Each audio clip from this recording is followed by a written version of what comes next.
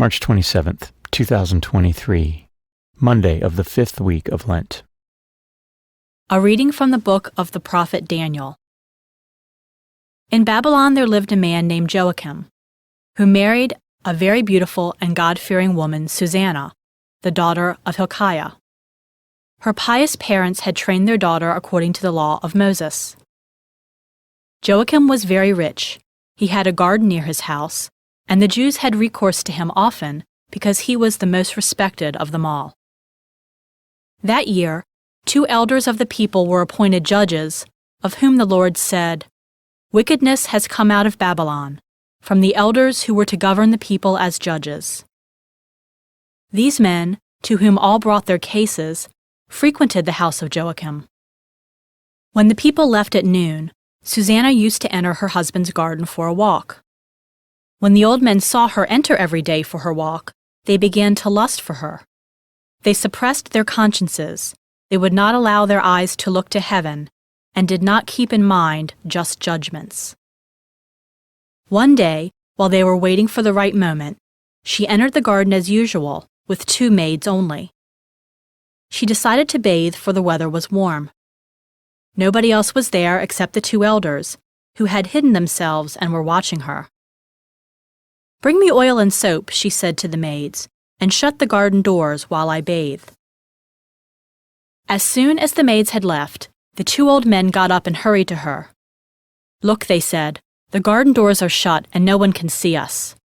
Give in to our desire and lie with us.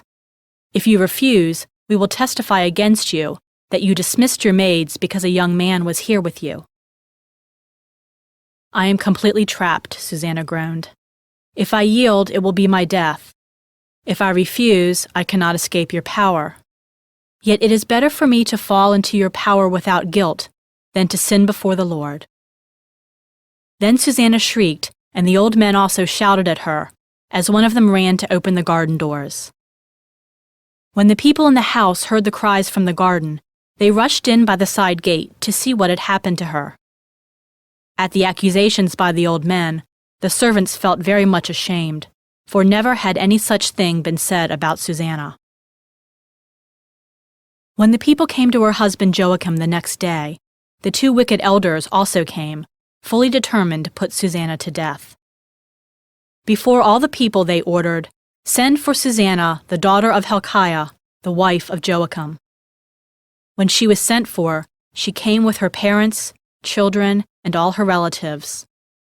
All her relatives and the onlookers were weeping. In the midst of the people, the 2 elders rose up and laid their hands on her head.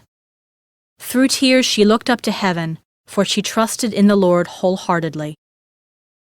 The elders made this accusation: "As we were walking in the garden alone, this woman entered with 2 girls and shut the doors of the garden, dismissing the girls. A young man who was hidden there came and lay with her.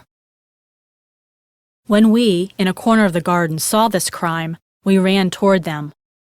We saw them lying together, but the man we could not hold, because he was stronger than we. He opened the doors and ran off.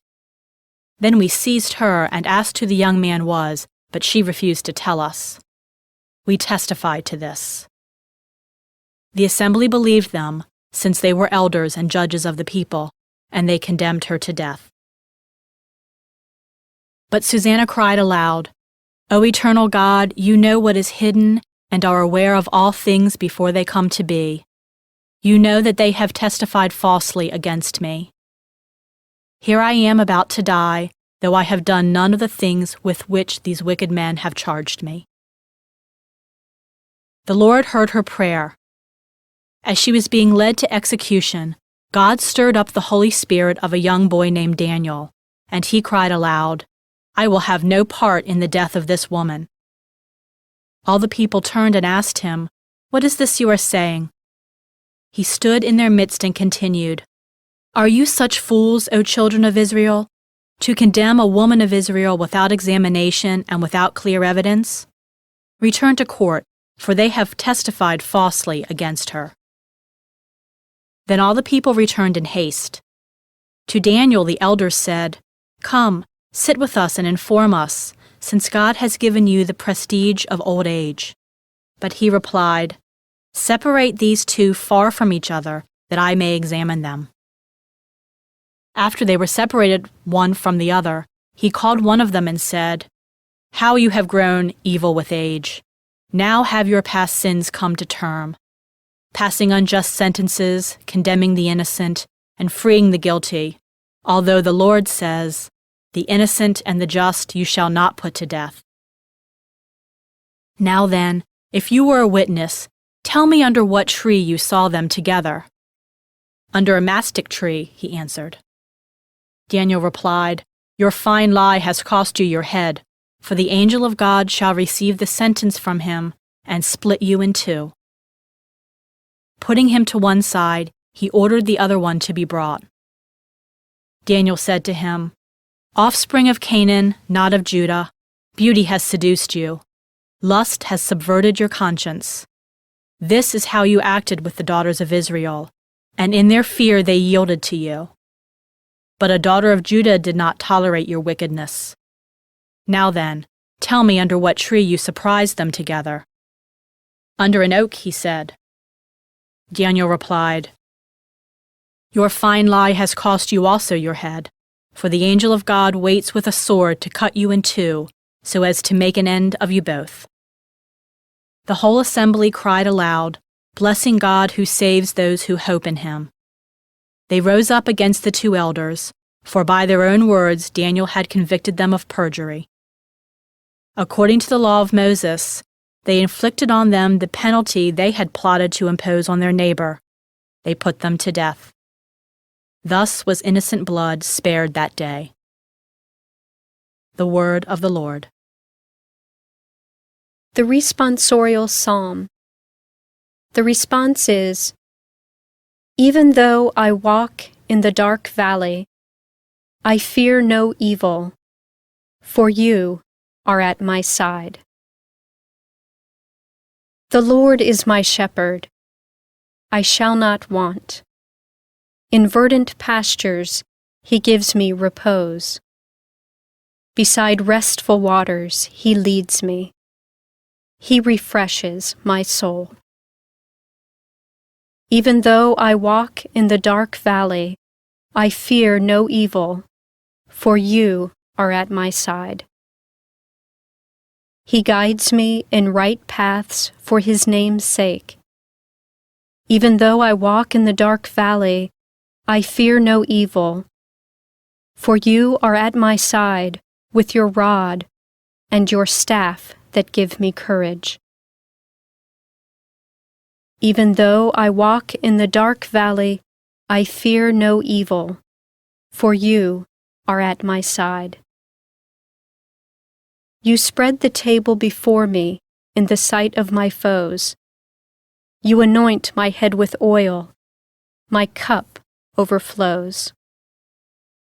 Even though I walk in the dark valley, I fear no evil, for you are at my side.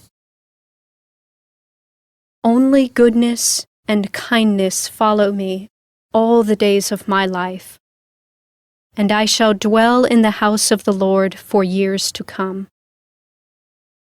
Even though I walk in the dark valley, I fear no evil, for you are at my side. A reading from the Holy Gospel according to John. Jesus went to the Mount of Olives. But early in the morning he arrived again in the temple area, and all the people started coming to him, and he sat down and taught them. Then the scribes and the Pharisees brought a woman who had been caught in adultery, and made her stand in the middle. They said to him, "Teacher, this woman was caught in the very act of committing adultery. Now in the law Moses commanded us to stone such women. So what do you say?" They said this to test him, so that they could have some charge to bring against him. Jesus bent down and began to write on the ground with his finger. But when they continued asking him, he straightened up and said to them, "Let the one among you who is without sin be the first to throw a stone at her." Again he bent down and wrote on the ground. And in response they went away one by one, beginning with the elders. So he was left alone with the woman before him. Then Jesus straightened up and said to her, "Woman, where are they? Has no one condemned you?" She replied, "No one, sir." Then Jesus said, "Neither do I condemn you. Go, and from now on, do not sin any more." The Gospel of the Lord.